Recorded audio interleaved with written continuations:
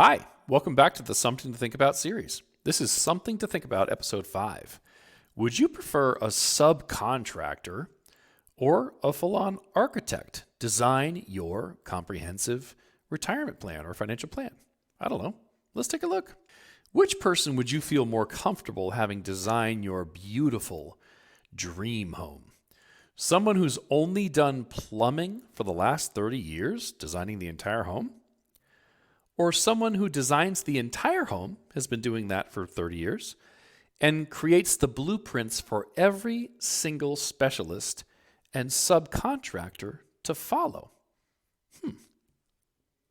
Should a financial and retirement plan be narrow and specific or global and comprehensive? Let's talk about that.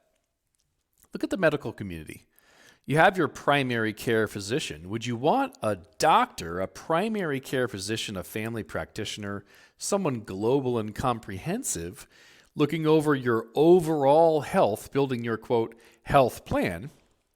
Or would you go to just a cardiologist who focuses only on the heart, on one single problem, which is important, by the way? But would you go to someone who's specific and narrow, focuses on only one single problem or one part of the body for your overall health? How about this?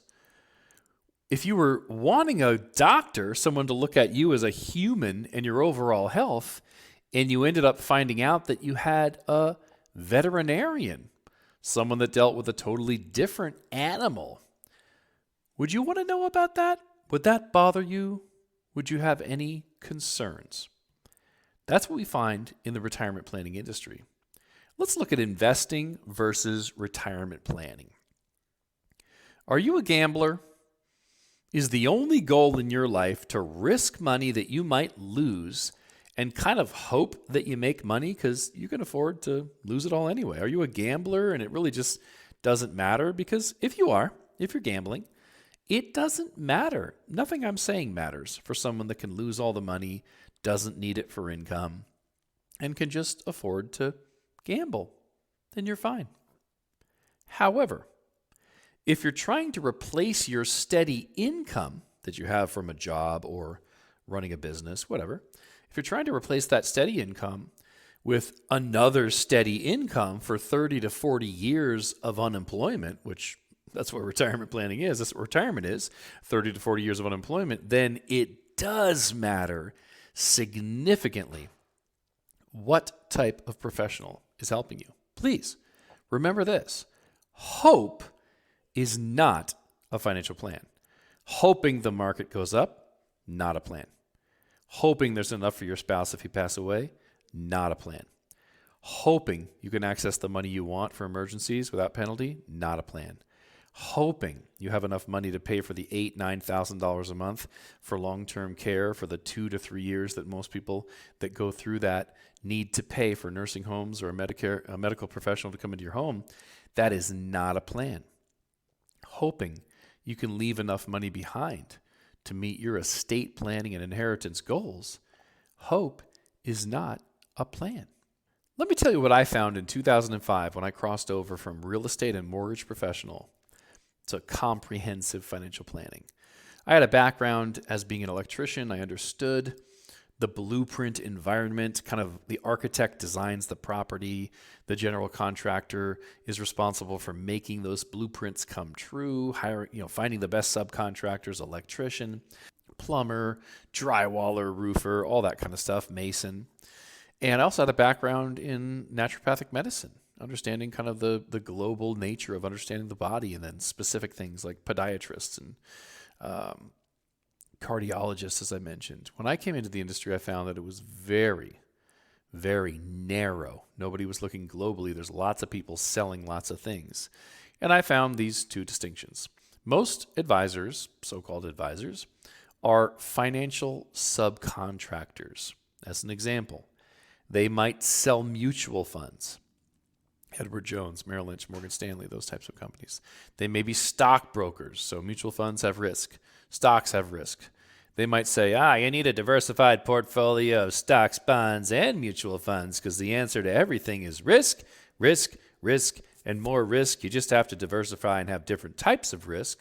Okay, well, that's one opinion. I don't agree with it, but that's one opinion. And if they're really comprehensive, they might say, oh, you talked to somebody smarter than me and you heard about annuities and the amazing things they might do, protecting you from losses or providing a guaranteed income even if you run out of money. We've got one of those. You could buy our variable annuity, which is stocks, bonds, and mutual funds inside of an annuity with 3 to 4 times the fees that you need. And of course, risk. Oh, okay.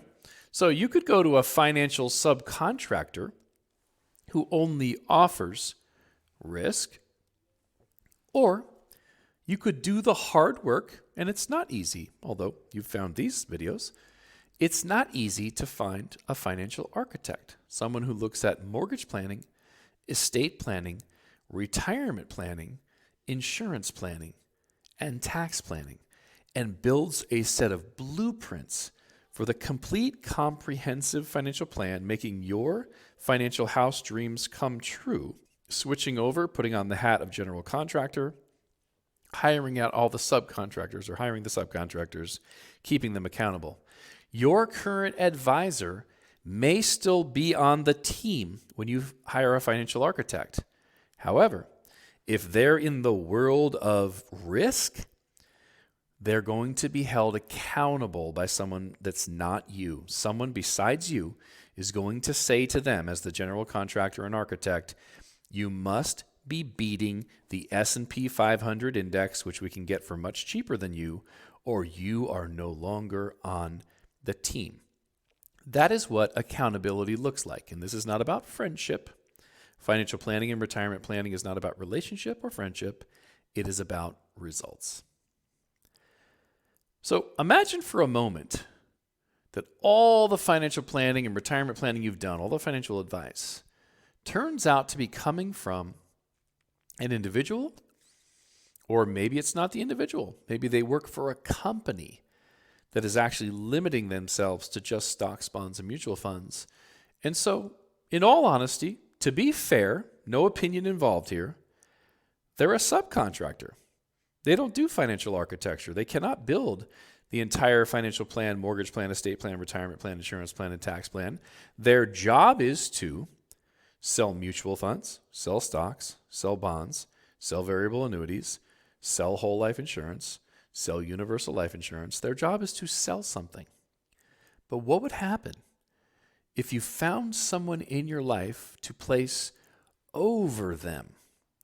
What would happen if you hired a financial architect, someone to design the entire plan and act as a general contractor running your team of advisors? 2 heads are better than 1, 10 are better than 2.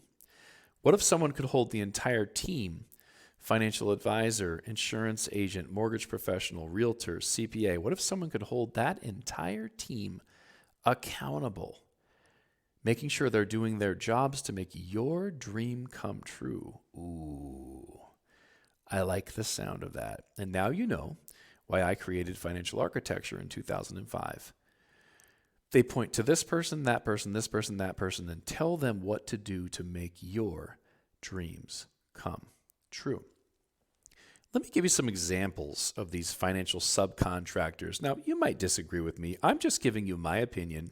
2,000 financial plans later, 17 years as a top producer, the financial services whistleblower, podcast host, industry changer. I am just telling you my humble opinion of who are the financial subcontractors in the industry.